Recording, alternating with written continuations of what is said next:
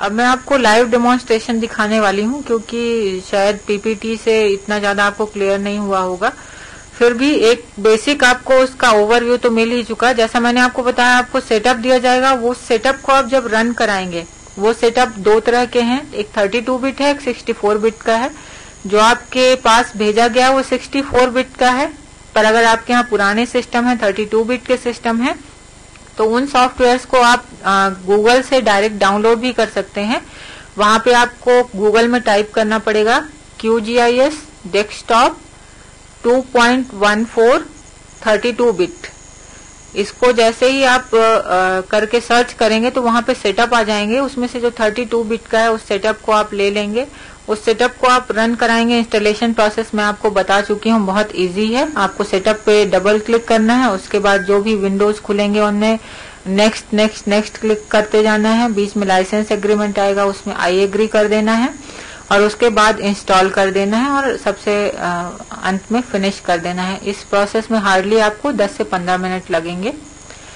जब आप उस सॉफ्टवेयर को इंस्टॉल कर लेंगे तो आपके डेस्कटॉप पे आपको इस तरह का एक QGIS का विंडो दिखाई देगा। उस विंडो को जब आप क्लिक करेंगे तो उसके अंदर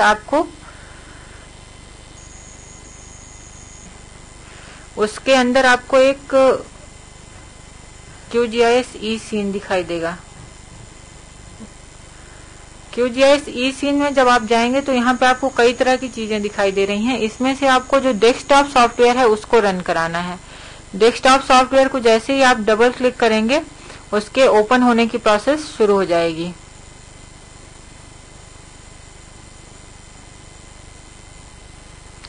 इस सॉफ्टवेयर का इस्तेमाल बहुत ही आसान है, पर इसका जो इस्तेमाल है वो प्रैक्टिस तभी हो पाएगा जब आप लोग इसके लिए यूज टू होंगे, इसको ज्यादा से ज्यादा यूज करेंगे। और क्योंकि ये फ्री ऑफ कॉस्ट अवेलेबल है तो हर कोई अपने सिस्टम में इसको डाउनलोड करके इसका सेटअप रन करा सकता है।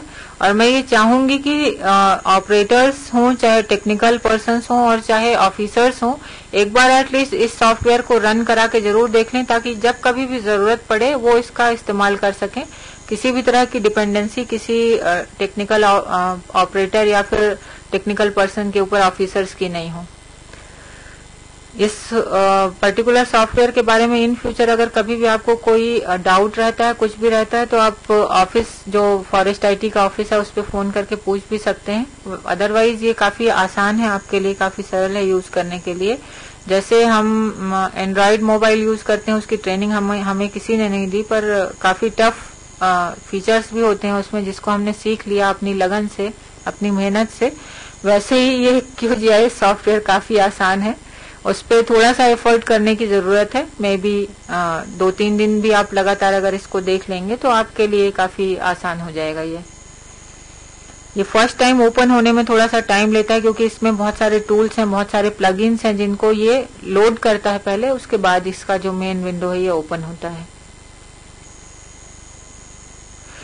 अब आप देख रहे हैं इसमें एक QGIS टिप्स करके एक विंडो खुला हुआ है। इस विंडो से अपने को कोई मतलब नहीं, इसको ओके कर दिया आपने। इसको ओके करने के बाद अब आपको आपके सिस्टम पे ये पूरा सॉफ्टवेयर दिखाई देगा। इस सॉफ्टवेयर को जब आप देखेंगे, जैसा कि मैंने आपको बताया था कि इसकी ये खासियत है कि जब भी आप कर्सर को ले जाएंगे ये अपने आप बताने लगता है कि कौन सी बटन कौन सा काम करती है। जैसे मुझे रास्टर लेयर ऐड करनी है तो मैं इस बटन के पास ले गई, इसमें ऐड रास्टर लेयर आ गया। इसी तरह से जब आपको वेक्टर लेयर ऐड करनी होगी, आप वेक्टर लेयर के बटन के पास ले गए, इसमें अपने आप ऐड वेक्टर लेयर का ऑप्शन आ जाएगा। इसी तरह से कोई तीसरा है उसमें आ जाएगा। तो इसमें ये सारे के सारे ऑप्शंस अपने आप आने लगते हैं कि इसमें किस पर्टिकुलर बटन से क्या होने वाला है। तो एक बार आप पहले अपना पूरा सॉफ्टवेयर ओपन करके उसमें हर बटन के पास कर्सर ले जाके देख लेंगे कि किस बटन से क्या काम होता है। सबसे पहले जैसा मैंने आपको बताया था कि हम रास्टर लेयर ऐड करते हैं। जरूरी नहीं कि आप रास्टर लेयर ही करें, पर मैं आपको क्योंकि रास्टर और वेक्टर दोनों का इस्तेमाल बता रही हूँ, हो सकता है कभी कभी केवल वेक्टर लेयर पे आपको काम हो, आप सीधे वेक्टर लेयर ऐड कर सकते हैं। मैं आपको सबसे पहले रास्टर लेयर, मतलब कि हमारी जो सैटेलाइट इमेजरीज हैं वो ऐड करना बता रही हूँ। मैंने यहाँ पे अपनी C ड्राइव में वेस्ट मंडला का डेटा रखा हुआ है। तो जब मैंने इसको ऐड रास्टर का ऑप्शन क्लिक किया, यहाँ पे आपके सामने एक विंडो दिखाई दे रहा है, ये विंडो ओपन हुआ। इस विंडो में नीचे आप देख रहे हैं बहुत सारे फॉर्मेट्स दिखाई दे रहे हैं। IMG भी है, GRB है, TIFF भी है, GXF भी है, PDF भी है। मेरा क्योंकि फॉर्मेट IMG है, मैंने IMG सेलेक्ट किया। IMG सेलेक्ट जैसे ही किया, मेरी जो इमेजेस हैं IMG फॉर्मेट में वो सारी दिखाई देने लगी। अब इन इमेजेस का मुझे उपयोग करना है, तो मैंने इनको सेलेक्ट करके इसको ओपन कर दिया।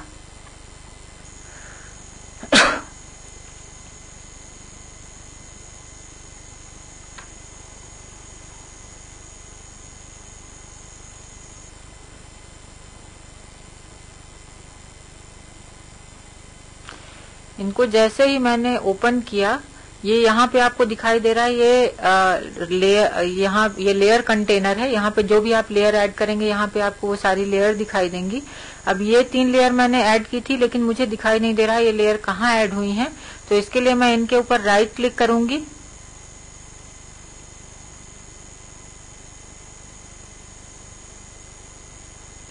राइट क्लिक करते ही यहाँ पे आपको ये इस तरह का एक विंडो दिखाई देने लगेगा, जिसमें बहुत सारे ऑप्शंस आ रहे हैं। Zoom to layer, show in overview, properties भी इसी में है। जब भी हमको बाकी की सारी चीजें करनी होंगी प्रॉपर्टीज में जाएंगे। फिलहाल हमको जूम टू लेयर से मतलब है। तो हमने जैसे ही जूम टू लेयर किया, तो जिस पर्टिकुलर लेयर पे राइट क्लिक करके हमने जूम टू किया है, उस पर्टिकुलर लेयर को यहाँ पे जूम करके वो शो करा देगा, दिखा देगा। अब आप देख रहे हैं यहाँ पे जो सैटेलाइट इमेजेस मैंने ऐड की थी, इसके साथ भी ये ब्लैक ब्लैक पोर्शन आया हुआ है, काला काला, जिससे हमको कोई लेना देना नहीं है। तो सबसे पहले हम इसको हटाने का काम करेंगे। राइट क्लिक किया हमने, राइट क्लिक करके हम प्रॉपर्टीज में गए। प्रॉपर्टीज में जाने के बाद यहाँ पे ट्रांसपेरेंसी का टैब है 3रे नंबर पे। उस ट्रांसपेरेंसी टैब में यहाँ पे एडिशनल नो डेटा वैल्यू है, जिसको हमने 0 किया। और 0 करने के बाद हमने ओके कर दिया।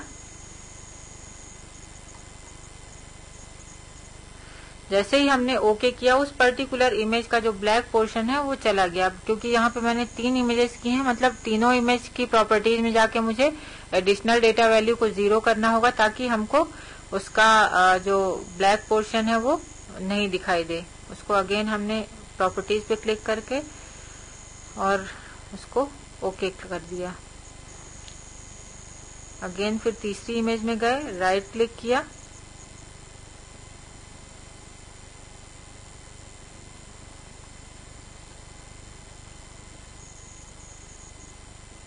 ये राइट क्लिक आ गया। राइट क्लिक में हमने अगेन प्रॉपर्टीज को क्लिक किया। इसकी जो ट्रांसपेरेंसी थी, उस ट्रांसपेरेंसी में हमने 0 वैल्यू ऐड की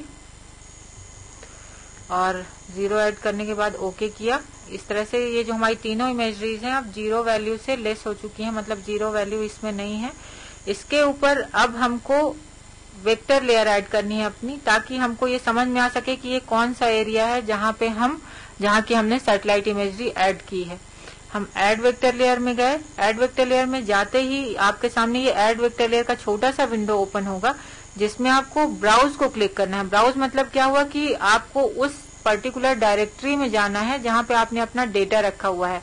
मैंने क्योंकि यहाँ पे डेटा C ड्राइव में एक QGIS ट्रेनिंग का फोल्डर बना के इस वेस्ट मंडला के नाम से रखा हुआ है, उस पर्टिकुलर फोल्डर को मैंने सेलेक्ट किया यहाँ से, और यहाँ से मैंने उसको ऐड करा दिया कि मुझे ये 2 बाउंड्रीज देखनी है यहाँ पे। और उसको सिलेक्ट करने के बाद मैंने ओपन किया। जैसे ही मैंने ओपन किया, इस पर्टिकुलर डेटा सेट की कैटेगरी में वो सिलेक्ट हो चुकी हैं, और वो सिलेक्ट होने के बाद वो अब ओपन हो जाएंगी। अब इसमें आप देख रहे हैं कि इस सैटेलाइट इमेजरी के बैकग्राउंड में हमारे जो वेक्टर लेयर हैं, रेंज बाउंड्री मैंने वेस्ट मंडला की ऐड की थी और कंपार्टमेंट लेयर ऐड की थी। दोनों ही लेयर ऐड हो चुकी हैं अलग अलग कलर में। एक रेड कलर में दिखाई दे रही होगी और एक ग्रीन कलर में दिखाई दे रही होगी। पर इस बाउंड्री से तो हमको कुछ भी समझ में नहीं आ रहा है कि किस रेंज में हम किस कंपार्टमेंट में। तो बहुत जरूरी है कि हम ये पहले जो बाउंड्री हमारी उसको हम हॉलो कर लें, मतलब कि उसका जो फिल पोर्शन है, जो भरा हुआ पोर्शन है, उसको हटा दें। तो जैसे ही मैंने राइट क्लिक करके प्रॉपर्टीज में क्लिक किया, यहाँ पे आप लेफ्ट साइड में देखेंगे जनरल और स्टाइल दूसरे नंबर पे है। स्टाइल को जैसे आप क्लिक करेंगे ये वाला पोर्शन खुलेगा। इसमें जो फिल दिखाई दे रहा है ये पहले ऐसा रहेगा, आपको फिल को जो प्लस है उसको क्लिक करना है तो वो माइनस में कन्वर्ट हो जाएगा, उसके अंदर से सिंपल फिल निकल के बाहर आएगा। सिंपल फिल को आप क्लिक करेंगे तो यहाँ पे सिंबल लेयर टाइप दिखाई दे रहा है आपको।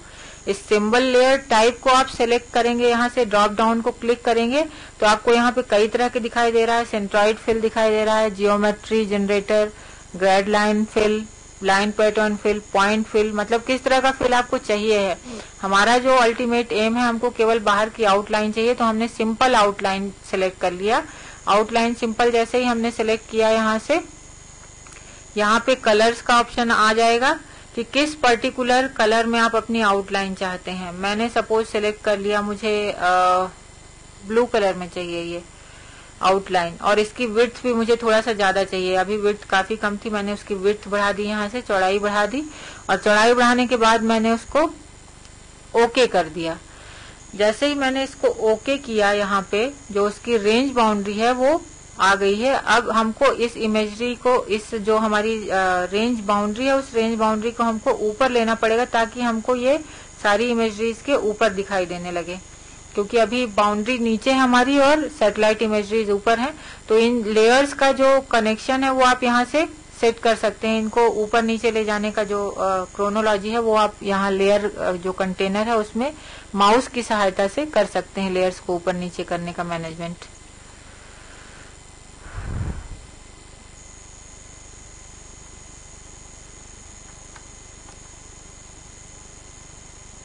अब आपको यहाँ पे ब्लू कलर की ये बाउंड्रीज दिखाई दे रही हैं। यहाँ पे जो ब्लू कलर से हैं, ये मेरे ख्याल से ब्लू कलर इतना विजिबल नहीं हो रहा है इसमें, इसलिए इसका कलर और दूसरा चेंज कर देते हैं। इसी तरह से जो कंपार्टमेंट बाउंड्री है, कंपार्टमेंट बाउंड्री को मैंने ऑफ किया है अभी, क्योंकि एक बाउंड्री ही एग्जाम्पल के लिए काफी है। तो अभी जो रेंज बाउंड्री है, रेंज बाउंड्री को हमने हॉलो कर दिया। अब इस रेंज बाउंड्री के जो लेबल्स हैं वो लाने जरूरी है हमारे लिए, क्योंकि ये जानना हमारे लिए बेहद जरूरी है कि इस रेंज बाउंड्री का नाम क्या है, किस बाउंड्री का। तो यहाँ पे हमने राइट क्लिक किया, राइट क्लिक करके हम प्रॉपर्टीज में अगेन जाएंगे, क्योंकि प्रॉपर्टीज के ही थ्रू हम सारी चीजें चेंज कर सकते हैं। तो पहली बात तो हमने इसका कलर चेंज किया। यहाँ पे सपोज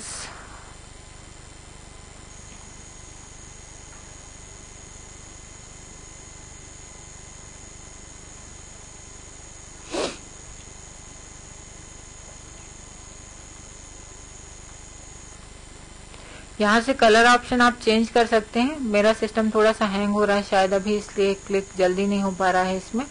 पर यहाँ से आप जो भी कलर लेना चाहें, अगर सपोज आपने पहले कोई दूसरा कलर ले लिया लेकिन वो उतना क्लियरली विजिबल नहीं हो रहा है, जैसा कि यहाँ पे ब्लू कलर हमने लिया था, जो सैटेलाइट इमेजरी का बैकग्राउंड है वो भी कुछ ऐसा ब्लूइश हो रहा है, तो इसलिए बेहद जरूरी है कि हम अपने कलर का, लाइन का कलर चेंज कर लें, ताकि हमारे लिए इजिली आइडेंटिफाइड रहे कि एक बाउंड्री से दूसरी बाउंड्री में हम कब जा रहे हैं। तो यहाँ से हमने इसका कलर चेंज किया, इसको हमने येलो लिया, आ गया हमारा जो कलर हमने लिया था। उसके बाद हमारे लिए जरूरी है कि हम इसका लेबल जो हमको उसमें देखना है उसको करें। जब आप लेबल वाले टैब को क्लिक करेंगे तो इस तरह का आपका इंफॉर्मेशन विंडो खुलेगा, जहाँ पे सबसे पहले तो आपको नो लेबल दिखाई दे रहा है। अभी आपके बाउंड्री के ऊपर कोई भी लेबल नहीं है, तो इस नो लेबल को आपको चेंज करना है show labels for the layer में। तो सबसे पहले जो सबसे ऊपर वाला ड्रॉप डाउन है उसमें नो लेबल से आप क्लिक कर देंगे show labels for the layer, for this layer के लिए।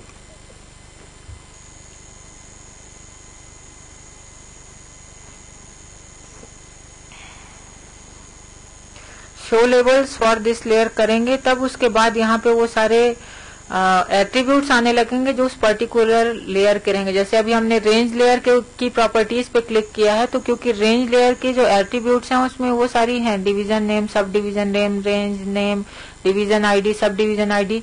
अब इसमें से आप क्या देखना चाहते हैं उस पर, उसको आपको सिलेक्ट करना पड़ेगा। तो सपोज मैंने रेंज नेम ले लिया, मुझे रेंज नेम देखना है इस पे।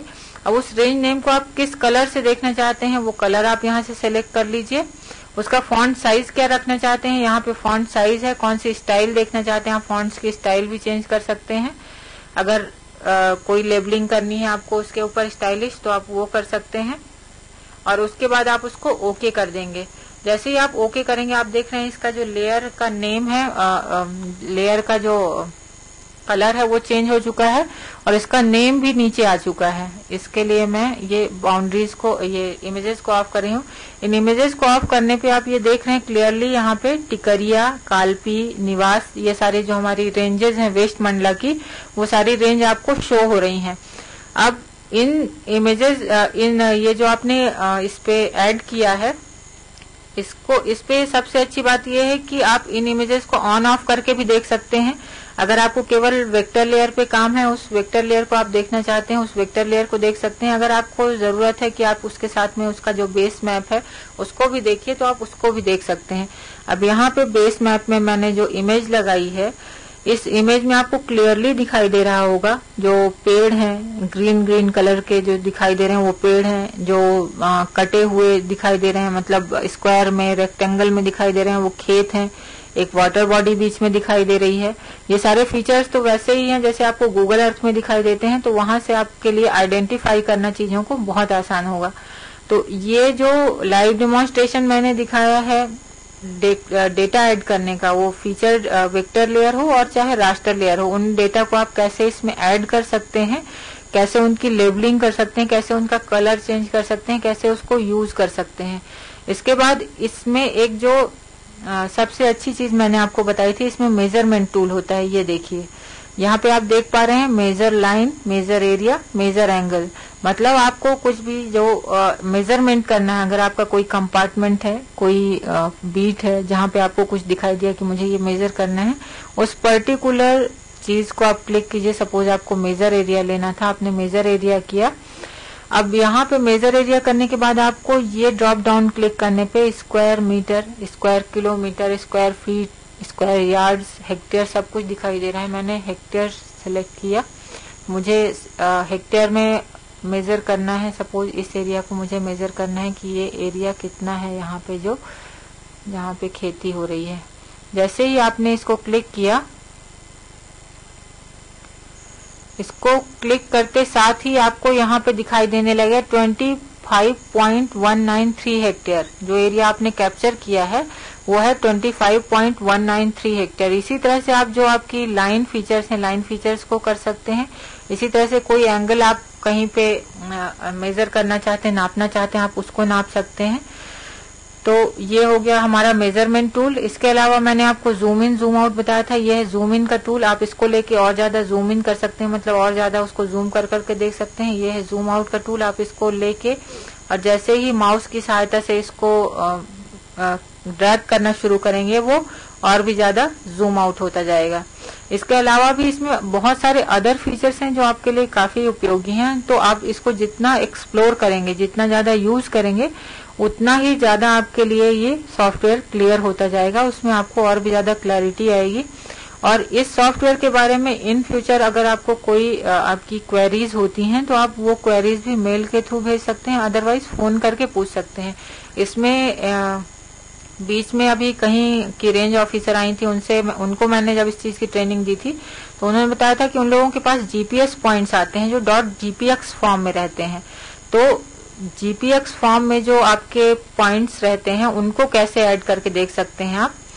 ये सपोज वेक्टर लेयर वाला ऑप्शन हमने क्लिक किया था। वेक्टर लेयर वाला ऑप्शन आप जब क्लिक करेंगे तो यहाँ पे आपको वो जो जीपीएक्स के भी मतलब जीपीएस के जो फॉर्मेट होते हैं वो सारे को भी, उन सबको भी ये सपोर्ट करता है। तो इसके थ्रू आप उनको भी ऐड कर सकते हैं। अगर आपका जीपीएक्स है, .gpx फॉर्मेट है, तो आप यहाँ से वो जीपीएक्स फॉर्मेट ऐड कीजिए। ये जीपीएक्स दिखाई दे रहा होगा आपको। और जहां भी आपने वो पॉइंट्स रख रखे हैं, क्योंकि मेरे पास कोई भी .gpx वाले पॉइंट्स नहीं है, तो इसलिए मैं अभी आपको शो नहीं कर पा रही हूँ। लेकिन आपके पास अगर जीसीपी पॉइंट्स हैं .gpx फॉर्मेट में, तो आप यहाँ से वो भी सिलेक्ट कर सकते हैं। या अदर कोई भी फॉर्मेट जो इसमें अवेलेबल है, वो आपके पास फॉर्मेट है, तो उनको आप डायरेक्ट अपनी इमेजरी के ऊपर ओवरले कर सकते हैं। तो अभी आपके पास क्योंकि सारी जो सेटअप है और डेटा है वेक्टर लेयर वो पहुंचाया जा चुका है। और जो सैटेलाइट इमेजरी है, अगर आपको रिक्वायरमेंट है तो आप APCCF को लेटर लिख के भी उसको प्राप्त कर सकते हैं, अपने क्षेत्र की इमेजरी को। तो उनको लेके आप इसका उपयोग करेंगे, मुझे पूरी उम्मीद है। और इसमें अगर कोई प्रॉब्लम आती है तो आप मुझसे पूछ सकते हैं। इसमें एक एग्जांपल और भी मैं दिखाना चाहूंगी। अपने पास जो कार्टोसेट डेटा है वो 2005 का है। तो वो जो कार्टोसेट डेटा है उसका उपयोग किया जाता है जो आपके अधिनियम है, वन अधिकार अधिनियम, उनके तहत पट्टे जो दिए जाते हैं पट्टों के वितरण के लिए। तो अभी 2-3 टेरिटोरियल ऑफिसर्स से लेटर्स आए थे जो कार्टोसेट की इमेजेस ले गए हैं। तो उन कार्टोसेट की इमेजेस को भी इस सॉफ्टवेयर के थ्रू आप ऐड करके अपने सिस्टम में देख सकते हैं कि उस 2005 की स्थिति में आपके उस पर्टिकुलर डिवीजन या कंपार्टमेंट में क्या स्थिति थी, वहां पे खेती हो रही थी या वहां पे जंगल था, और उसके बेसिस पे आप वन अधिकार अधिनियम वाले डिसीजंस ले सकते हैं। आप सभी का बहुत बहुत धन्यवाद धैर्यपूर्वक सुनने के लिए, समझने के लिए, और मुझे पूरी उम्मीद है कि आप लोग इस सॉफ्टवेयर को यूज करेंगे, न केवल टेक्निकल ऑपरेटर बल्कि ऑफिसर्स भी जो मुझे बैठे हुए दिखाई दे रहे हैं, क्योंकि आप लोगों के लिए डिसीजन मेकिंग और फ्यूचर पॉलिसी के लिए बहुत जरूरी है सैटेलाइट इमेजरी और जीआईएस का उपयोग अब बहुत ज्यादा मतलब जरूरी बनता जा रहा है। इसलिए मेरी ये आप लोगों से रिक्वेस्ट भी रहेगी कि आप लोग इसका इस्तेमाल करें, क्योंकि ये ओपन सोर्स सॉफ्टवेयर है, तो ताकि हमारी जो सॉफ्टवेयर इंडस्ट्री कंपनीज के ऊपर डिपेंडेंसी है वो हमारी कम होगी, और आप लोगों की जो टेक्निकल ऑपरेटर्स के ऊपर डिपेंडेंसी है वो भी थोड़ा कम होगी। मैं ये नहीं कहती कि बिल्कुल नहीं होनी चाहिए, लेकिन हाँ, ऐसा भी नहीं होना चाहिए कि अगर कोई टेक्निकल ऑपरेटर नहीं है तो आप कोई डेटा देखना चाहते हैं तो आप नहीं देख पा रहे हैं। इस ट्रेनिंग का मूल उद्देश्य यही था कि ऑफिसर से लेकर टेक्निकल ऑपरेटर तक सभी यूज टू हो सकें इस सॉफ्टवेयर के लिए, और इस टेक्नोलॉजी को ज्यादा से ज्यादा एक्सेप्टेंस मिले, आप लोगों की स्वीकृति मिले। तो आप सभी का बहुत बहुत धन्यवाद। मैं अपर्णा द्विवेदी अब सभी से इजाजत चाहूंगी। नमस्कार।